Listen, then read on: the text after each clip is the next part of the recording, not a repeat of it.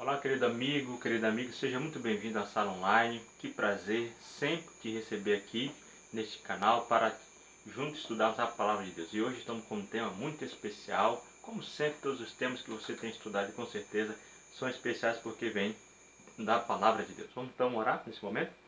Grandioso Deus, Pai filho da bondade, suplicamos pela permanência e a presença do Espírito Santo em nosso meio, para nos dar entendimento da palavra, em nome de Jesus. Amém. Muito bem, vamos lá? Qual é o tema de hoje? Hoje vamos falar sobre as leis na Bíblia. Você sabia que na Bíblia existem várias leis? Pois é, e hoje nós vamos falar sobre elas. E aí entender exatamente entre essas leis qual é a lei, qual foi a lei que Deus escreveu com o próprio dedo. Você sabia disso? Que Deus escreveu uma lei com o próprio dedo? Pois é, vamos saber qual é essa lei.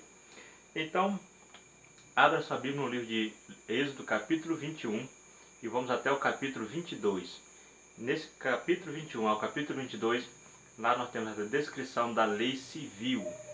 E ali as leis civis, elas tinham como objetivo justamente trazer proteção ao povo de Israel, à nação de Israel, assim como também a lei civil nos nossos dias, ela tem esse objetivo de nos proteger e também de nos ajudar a conviver em sociedade, um com o outro, né? Entre o próximo, a saber lidar um com o outro. E quando nós vamos para o livro de Levítico, no capítulo 1 até o capítulo 4, nós vamos ter ali a descrição da lei cerimonial. Você já ouviu falar da lei cerimonial? Pois é. A lei cerimonial estava responsável em manter a organização do santuário. Assunto esse que nós já estudamos nas lições anteriores. Você pode ver esse vídeo e pode ver vídeos anteriores falando sobre o santuário. Então a lei cerimonial ela é responsável em manter a organização do santuário. Então ali todo o processo do santuário, sacrifício, como os sacerdotes deveriam se vestir, os compartimentos em que cada um estariam responsável em fazer o sacrifício, como deveria ser a oferta que iria ser apresentada ali, tudo isso era regido pela lei cerimonial. Entendido? E agora, quando nós chegamos aqui na lei, quando nós chegamos aqui no Êxodo capítulo 20, dos versos 3 a 17, nós temos a descrição da lei moral, a lei dos 10 mandamentos, assim conhecida também, que é a lei de Deus. Pois é, você sabia que essa lei foi escrita pelo próprio dedo de Deus? Pois é, está na Bíblia. Êxodo capítulo 31, versículo 18. Marcou aí na sua Bíblia? Êxodo 31, 18. Lá descreve exatamente que foi o próprio Deus que escreveu a lei dos 10 mandamentos. Muito bem. E quem foi que escreveu as outras leis? Essas outras leis foram apenas escritas pelos homens. Moisés, na época, que era líder do povo no deserto. Muito bem, entendendo esse assunto, vamos avançar. A lei cerimonial ela estava relacionada com o santuário, nós já vimos isso. Né? E como era o santuário? No livro de Hebreus, capítulo 9, versículos de 1 a 5, vai nos dizer exatamente que o santuário ele estava dividido em duas partes. E que parte eram essas? Nós tínhamos a primeira parte, que era o santo, o lugar santo, e o segundo compartimento, que era chamado de lugar santíssimo, ou santo dos santos. Então, em cada um desses compartimentos, a lei cerimonial, ela organizava, ela orientava, ela servia de guia para os sacerdotes. Por exemplo, quando o sacerdote estava no lugar santo, o sacerdote, ali oferecendo os sacrifícios diários, a lei ela servia de base para ajudar o sacerdote exatamente a como fazer esse sacrifício, que oferta deveria ser apresentada e que tipo, né, de que maneira eles deveriam se comportar ali naquele compartimento. E de igual forma era também no lugar santíssimo, quando o sumo sacerdote, uma vez por ano, ia oferecer um sacrifício nesse lugar santíssimo, ele deveria ter toda uma orientação. E quem que dá essa orientação para ele? Era a lei cerimonial. Que ia dizer para ele como ele ia se vestir lá para poder entrar lá dentro, para ir lá dentro, né? Quais eram as ofertas e de que maneira essa oferta deveria ser apresentada e qual é a oferta específica para cada momento. Está dando para você entender? E aí, chegando agora a um ponto muito especial, porque aqui nós vamos ver que essa lei cerimonial tinha a ver com os sacrifícios do santuário. E o que os sacrifícios do santuário representavam? O sacrifício do santuário representava nada mais e nada menos do que a morte de Cristo. Representava Jesus Cristo como sendo o Cordeiro, como o verdadeiro sacrifício que iria acontecer, que iria ser feito aqui na terra, no meu lugar e no seu lugar. E após a morte de Cristo, então, o que acontece então com a lei cerimonial? Será que ela continua ainda em vigência ou ela se encerra? Ou ela foi abolida, foi cancelada? Lá no livro de Efésios, capítulo 2, eu quero que você abra a sua Bíblia aí para a gente entender o que se deu com a lei cerimonial após a morte de Cristo. Já estou aqui abrindo minha Bíblia, abra aí a sua também para nós lermos juntos. Capítulo 2, versículo 15. Diz assim: aboliu na sua carne a lei dos mandamentos na forma de ordenanças, para que dos dois criasse em si mesmo um novo homem, fazendo a paz. Certo? Então, o que aconteceu com a lei cerimonial? Ela foi cancelada, ela foi abolida. Cristo Jesus, na sua morte, aboliu a lei cerimonial na forma de ordenança, como está dizendo aqui, ó. Aboliu a lei na forma de ordenança, os mandamentos na forma de ordenança. E essas ordenanças estão relacionadas a que lei? A lei cerimonial, a lei que regia ali o santuário. Entendido? Muito bem, vamos avançar então. A Bíblia fala exatamente, de maneira clara, da lei cerimonial, e que foi abolida na cruz, nós já vimos isso. E o que dizer então da lei moral, a lei dos 10 mandamentos? Será que também ela foi abolida na cruz, na morte de Cristo? Porque eu não sei se você já ouviu falar, mas por aí, mas muitos pregadores dizem que a lei de Cristo, que a lei dos 10 mandamentos, ela foi abolida na cruz. Ou seja, o que foi abolido na cruz que nós vimos agora há pouco? A lei cerimonial, a lei na forma de ordenança, foi abolida na cruz, na morte de Cristo. Nós vimos isso agora. E a lei dos 10 mandamentos, será que foi abolida também? A lei que o próprio Deus escreveu com o próprio dedo? Vamos entender isso lá em Mateus capítulo 5, versículo 17. Tá? Marca aí na sua Bíblia. Até para você poder, quem sabe, ajudar alguém aí que vem dizer para você que a lei foi abolida. E aí você ajudar essa pessoa a também entender como você está entendendo aqui. Muito bem. Não penseis que vim revogar a lei. Mateus 5,17. Não penseis que vim revogar a lei ou os profetas.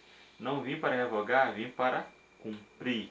Veja, o próprio Cristo está dizendo que ele não veio revogar, não veio cancelar a lei do seu Pai, de Deus. Porque quem foi que escreveu a lei? A lei dos 10 mandamentos? O próprio Deus. Está onde? É Êxodo capítulo 31, versículo 18. Então Jesus não veio cancelar a lei do próprio Pai. Ele veio obedecer à lei do Pai. Ele veio dar exemplo, tá? Que nós devemos também fazer isso. Guardar os mandamentos do Senhor. E aí nós vamos entender isso, tá? Nos próximos versículos, porque aqui há uma parte muito interessante, porque Jesus ele tem uma atitude, ele exerce uma atitude muito especial com relação aos mandamentos da lei de Deus. Diante da lei de Deus, o que Jesus ele faz? Será que Jesus ele não obedece? Ele obedece. O que Jesus ele faz? Vamos ler aqui. João capítulo 15, versículo 10. Há um texto também muito interessante que eu quero compartilhar com você, que diz assim, ó: se guardares os meus mandamentos, permanecereis no meu amor, assim como também eu tenho guardado os mandamentos de meu Pai, e no seu amor permaneço. Tá? É comum quando alguém diz, você ama a Deus? A pessoa diz, claro que eu amo a Deus. Mas a Bíblia está dizendo aqui, se nós amamos a Deus de fato, nós devemos guardar os seus mandamentos. Porque Cristo disse, eu guardo o mandamento do meu Pai e no seu amor permaneço. Então, se eu amo a Cristo, se eu quero ser salvo por Cristo, porque Ele é o meio da minha salvação, eu preciso guardar os mandamentos do Pai, para que eu possa permanecer no amor de Deus. Entendeu? Então, aqui, Jesus ele guardou os mandamentos de Deus. Enquanto ele esteve aqui na terra, ele guardava os mandamentos de Deus. Eu pergunto, por que eu e você não podemos guardar? Você acha que a graça ela vai salvar o desobediente porque é graça? É graça, mas não é de graça. Ela teve um preço. E quem foi que pagou o preço? Jesus pagou o preço por mim e por você. E o que ele pede hoje em troca disso? Da minha salvação, ele pede obediência. Então eu preciso obedecer o Pai. E como é que eu obedeço ao Pai? Como é que eu vou demonstrar esse amor a Deus? Guardando esses mandamentos. Não para obter salvação, mas porque eu estou sendo salvo em Cristo Jesus. Tá certo? Não é para uma causa, mas é por um resultado que eu estou obtendo na pessoa de Cristo Jesus. Então eu sou salvo não para obter uma salvação, mas estou aguardando os mandamentos porque estou sendo salvo em Cristo Jesus. Tá? Muito bem. E o que Jesus então ele pede para nós então que aceitarmos Ele como Senhor e Salvador? Que aceitarmos Ele como Senhor e Salvador, como sendo a graça que nos salvará. O que Ele pede então? O que eu preciso fazer então? Em resposta da salvação que eu tenho em Cristo, o que eu preciso fazer agora como pecador? Eclesiastes capítulo 12, versículo 13, abre a sua Bíblia aí, logo depois de Provérbios. Eclesiastes, estou abrindo aqui minha Bíblia, tá? Marque aí a sua Bíblia também. Capítulo 12, versículo 13. Eclesiastes 12, 13. 12, 13, achei aqui. Tá? Diz assim: de tudo que se tem ouvido, a suma é: teme a Deus e guarda os seus mandamentos, porque isso é dever de todo homem. Entendeu aqui? Muito bem claro. Tá?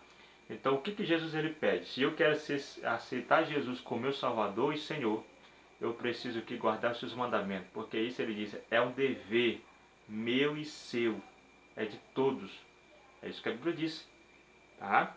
Então, não tem aquela de dizer assim, ah não, porque eu sou salvo pela graça, e Jesus quando veio deu um novo mandamento, é amar a Deus sobre todas as coisas e amar o teu próximo como a ti mesmo.